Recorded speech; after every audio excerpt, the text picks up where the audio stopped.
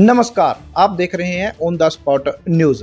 केंद्र में तीसरी बार भाजपा की सरकार का गठन हो चुका है, जिसमें तीसरी बार नरेंद्र मोदी शपथ ग्रहण कर चुके हैं। केंद्र में भाजपा की सरकार बनने के बाद अगर बात करें तो सिरसा लोकसभा से कांग्रेस की सांसद कुमारी शैलजा यहां से विजयी हुई हैं।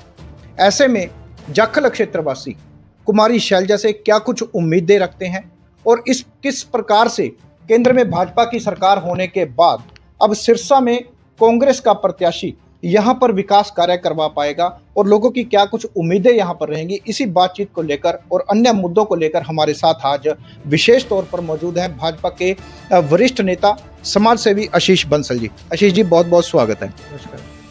आशीष जी, सबसे बड़ी बात यह है कि केंद्र में मोदी सरकार का गठन हो चुका है, लेकिन सिरसा में कांग्रेस की उम्मीदवार कुमारी शैलजा यहां से विजयी हुई हैं। क्या कुछ उम्मीदें हैं और इस बारे में हम लोग क्या उनसे उम्मीद रखते हैं कि आने वाले समय में यहां के क्षेत्र के लिए वह काम करेंगी? सबसे पहले तो मेरा आपके सभी दर्शकों को और सभी जाखल मंडी को और सभी जिला वासियों को, हरियाणा वासियों को बहुत बहुत सरकार बनने की बधाई, आपके चैनल को बधाई। और उसके बाद मैं एक ही बात कहूँगा, जो आपने सवाल किया शैलजा जी के बारे में, आज आप देखेंगे कि अगर सरकार ऊपर मोदी जी की और नीचे कार्यभार मिला है शैलजा जी को, तो आज मैं इसको अपने मंडी का, अपने इलाके का, पूरे संसदीय क्षेत्र सिरसा का दुर्भाग्य ही कहूँगा कि जिस प्रकार से लोगों ने एक बड़ी उम्मीद के साथ अपने कैंडिडेट को जिताया है, वो उस पर खरा नहीं उतर सकती, क्योंकि उन्होंने पहले भी हमारे साथ है कि ये दोगला व्यवहार किया था कि वो जाखल के अंदर या सिरसा के अंदर अपना क्षेत्र को छोड़ करके दिल्ली जाके बैठ गई थी, फिर अम्बाला जाके बैठ गई थी।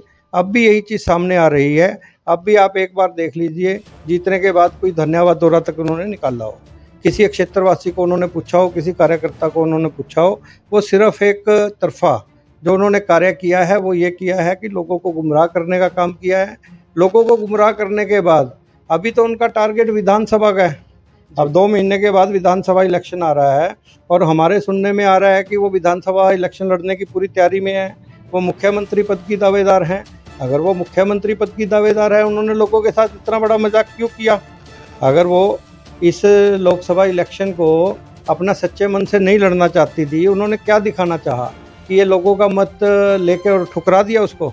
भाई, ऐसे तो कोई भी नहीं करता कि अगर आप लोकसभा इलेक्शन आपने जीता है तो लोकसभा के अंदर अपना काम दिखाइए कि दो पद दो तरीके से एक लोगों को मूर्ख बनाने का जो कार्य किया जा रहा है, बहुत घिनौना और घटिया काम है। मैं इसकी घोर निंदा करता हूँ। तो क्या उम्मीदें रखते हैं अगर कुमारी शैलजा जी, जैसा कि अभी कुछ समय अभी अगर बात करें तो विधानसभा चुनावों तक है, क्या कुछ आप उनको संदेश देना चाहेंगे? क्या कुछ उम्मीदें हैं कुमारी शैलजा से कि यहाँ पर प्राथमिकता के तौर पर वो काम जरूरी होने चाहिए और उनके हाथों से वो करवाए जाने चाहिए? मैं तो यही कहूँगा कि अपनी पुरानी आदतों को छोड़ो। जैसे आपने अपनी पुरानी आदतें रखी हैं कि कभी अम्बाला भाग गए, कभी दिल्ली भाग गए, क्षेत्रवासियों को संभाल लो। आप यहाँ के क्षेत्र की हैं। यहाँ टोहाना से लेके, नरवाना से लेके और सिरसा तक का जो एरिया है, उस एरिया में आप बैठो। ये नहीं कि आप जीते और पहले दिन ही जाके अपना दिल्ली भाग गए। आज दिल्ली अगर आपने संभालना है तो इस एरिया की बागडोर लेना जो है, ये बड़ा एक आम जन के साथ धोखे वाली बात है। और जिन लोगों ने विश्वास करके वोट डाला है, उन्हें जिताने का काम किया है, उनके बीच में रहें, उनकी सुनवाई करें।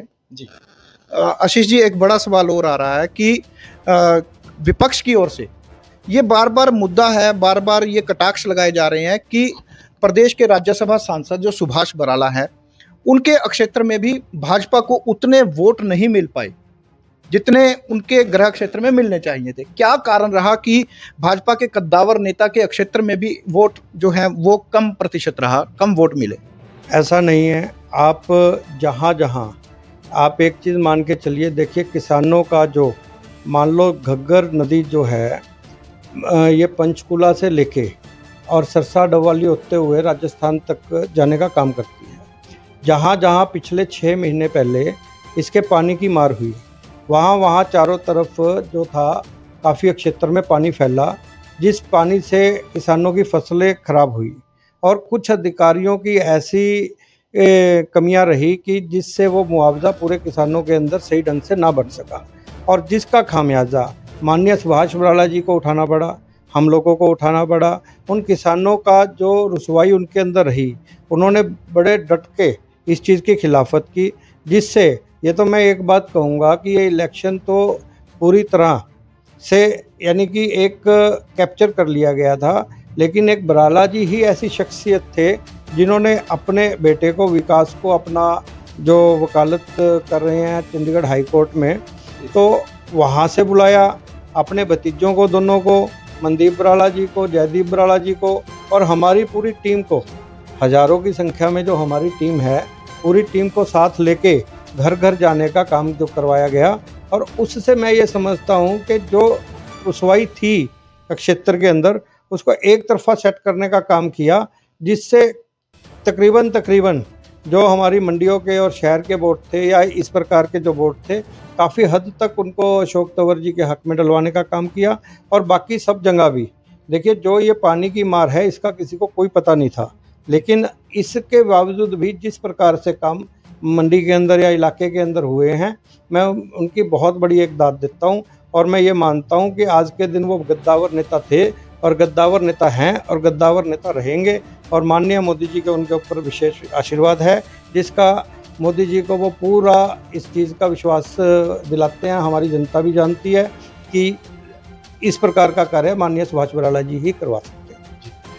आशीष जी, एक बड़ा सवाल हमारा ये भी आ रहा है कि लोकसभा चुनाव के बाद अब प्रदेश में नगर पालिका चुनावों के भी होने की जल्द ही संभावना नजर आने लगी है। तो जाखल नगर पालिका की अगर बात करें तो इन चुनावों में किस प्रकार का जो है माहौल रहेगा? क्या इस चुनावों पर असर पड़ेगा? देखिए, बिल्कुल आपने बहुत बढ़िया सवाल पूछा। आज जो नगर पालिका के इलेक्शन की बात है कि इन चुनावों के ऊपर असर पड़ेगा या नहीं पड़ेगा, मेरा ये मानना है कि अगर विधानसभा चुनाव नगर पालिका से पहले होते हैं तो उसके अंदर कहीं ना कहीं एक सभी को संभलने का मौका मिलेगा। और उस मौके के बाद मान लीजिए अगर आज नगर पालिका इलेक्शन हो गए और 1-1.5 महीने के बाद दूसरा इलेक्शन आ गया विधानसभा का, तो उस समय पे सभी तैयारियां यानी कि एक के बाद एक इलेक्शन की जो प्रक्रिया चलेगी थोड़ी अधूरी नज़र आएगी। अगर पहले विधानसभा इलेक्शन होता है और उसके बाद नगर पालिका इलेक्शन होता है तो कहीं ना कहीं सबको समय मिलेगा और इस समय के साथ साथ लोगों को पूरी तैयारी भी हो सकेगी और अपना मनचाहा कैंडिडेट भी चुनने का मौका मिलेगा। तो कुल मिलाकर आपका यही कहना है कि विधानसभा चुनावों के बाद ही नगर पालिका चुनाव करवाए जाएं? बिल्कुल बिल्कुल, आप सही कह रहे हैं, मेरा यही कहना है। तो इसमें अगर बात करें तो अगर जाखल के चेयरमैन की बात करें, चेयरमैन पद के लिए बात करें, तो आपको किस प्रकार का, अगर आपको ऐसा मौका मिलता है जाखल मंडी नगर पालिका के चेयरमैन पद पर चुनाव लड़ने का, तो कैसा आपका विचार रहेगा? देखिए, सबसे पहले तो मेरा तो एक ही विचार इस टाइम है, जिसको मैं चेयरमैन पद से भी ऊपर मानता हूँ, कि जाखल मंडी के अंदर जो पीछे भी काफ़ी विरोध रहा है वो था एनडीसी का। ठीक है, तो एनडीसी के अंदर मान लीजिए जो हमारा घरेलू एनडीसी थी वो 80 रुपये के हिसाब से प्रति गज के हिसाब से लग रही थी, जिसको माननीय खट्टर साहब ने 80 रुपये से जीरो करने का काम कर दिया था। जी, आज जितने भी 2017 से पहले के मकान बने हुए हैं उनको हमने 80 रुपये से घटा के जीरो करवाने का काम किया। आज किसी भी घर की आप एनडीसी 2017 से पहले की निकालोगे तो उसमें कोई भी 1 रुपया दिए बिना भी एनडीसी वो निकलेगी। उसके बाद थी इंडस्ट्री की बात। इंडस्ट्री के अंदर 650 रुपये से लेके 700 कुछ रुपये प्रति गज के हिसाब से एनडीसी चार्ज लग रहा था, जिसको माननीय खट्टर जी ने, मेरी 16/8 को उनसे मीटिंग हुई थी, 16/8 की मीटिंग के बाद माननीय सुभाष बराला जी के प्रयासों से उस एनडीसी को 80 रुपये, मात्र 80 रुपये, जिस यानी कि आप ये लगा लीजिए कि तकरीबन 35 से 40 लाख के बीच में जो एनडीसी प्रति एकड़ के हिसाब से लग रही थी, आज वो एनडीसी कुल 4 लाख रुपये प्रति एकड़ के, जिससे हमारा इंडस्ट्री का कार्य बहुत बढ़ाने के लिए हमारे क्षेत्र को, जाखल की जनता को बहुत बड़ी राहत मिली है। और जाखल की जनता के अंदर एक बहुत बड़ी दुविधा ये इस बात की थी कि यहाँ पंचायत होनी चाहिए, नगर पालिका नहीं होनी चाहिए। इसी कार्य को देखते हुए माननीय सुभाष बराला जी ने कि यहाँ जो आज के दिन जितनी भी अनाज मंडी की दुकानें हैं, ये आज 600 रुपये प्रति गज के हिसाब से 600 रुपये प्रति गज के हिसाब से इन पे एनडीसी टैक्स लिया जा रहा है। उसके बाद जीएसटी वगैरह 18% का अलग रह गया। लेकिन इन सभी दुकानों का एनडीसी हमारे द्वारा बताया गया कि जब ये दुकानें नीलाम की गई थी नगर पालिका द्वारा, तब हमारे से ले लिया गया था और इसको भी बहाल कराने का कार्य कि इन दुकानों पे जीरो किया जाए। और जो 600 रुपये के हिसाब से एनडीसी टैक्स कॉमर्शियल पे लग रहा है, हमारी छोटी मंडी है, यहाँ इतना कार्य नहीं है, उसको 200 रुपये किया जाए। जब ये कार्य हो जाएगा, मैं ये समझूंगा कि मैं चेयरमैन बन गया और मुझे किसी और इलेक्शन की ज़रूरत नहीं है। मैं मंडी के लिए ये कार्य करवाना चाहता हूँ और ये कार्य करवा के मैं अपने आप को चेयरमैन ही समझूंगा। मेरे को इस बात में किसी प्रकार की इलेक्शन लड़ने का मेरा अभी कोई मूड नहीं है और मैं ये समझूंगा कि ये कार्य हो गया तो मेरी मंडी के अंदर मैं चेयरमैन। तो क्या आप इन कार्यों के लिए लगातार सरकार के संपर्क में हैं और क्या लगता है, और सरकार इस मांग को जल्द पूरा करने वाली है जो लोगों के ऊपर ये खर्चे एनडीसी के तौर पे लगाए जा रहे हैं? तो पहले तो मैंने 3 प्रकार के तो ये सरकार से मांगे मनवा चुका मैं। अभी 2 प्रकार की मांगे जो मेरी है, एक तो ये जो नगर पालिका की दुकानें हैं और दूसरा ये जो अनाज मंडी की दुकानें हैं, इनके ऊपर जो एनडीसी टैक्स के रूप में लिया गया है या लिया जा रहा है, इसको बहाल करवाने का काम। और दूसरा, अगर आप ये मान के चलिए कि कॉमर्शियल टैक्स जो 600 रुपये प्रति गज है, उसके बाद 18% जीएसटी है, तो ये दोनों कार्य अगर नहीं होते तो मेरे पास मेरी पूरी फाइल तैयार है। मैं हाई कोर्ट के माध्यम से करवा लूँगा। मुझे पूरा विश्वास है कि सरकार करे या मैं हाई कोर्ट के माध्यम से करवाऊँ, ये मैं मेरी मंडी के लिए करवा लूँगा। और मेरे पास इसका एक एक तथ्य है। 1956 की जो रजिस्ट्री है वो भी मेरे पास पड़ी है, जिसके अंदर सांगी जी जो यहाँ के सचिव थे नगर पालिका के, उनके द्वारा जो टैक्स लिया गया है उसका भी पूरा रिकॉर्ड मेरे पास पड़ा है। उसके बिहाफ पे मैं ये मंडी के लिए पूरा जो है एनडीसी टैक्स माफ़ करवाने का काम हो जाएगा, इसमें कोई दुविधा नहीं लगती। बंसल जी, आखिरी सवाल, अगर लोग चाहते हैं कि आप चेयरमैन पद के ऊपर चुनाव लड़ें तो आपका क्या विचार रहेगा? देखिए, मैं लोगों के साथ हूँ, लेकिन अब सभी को पता है 2-2 स्टंट डल चुके।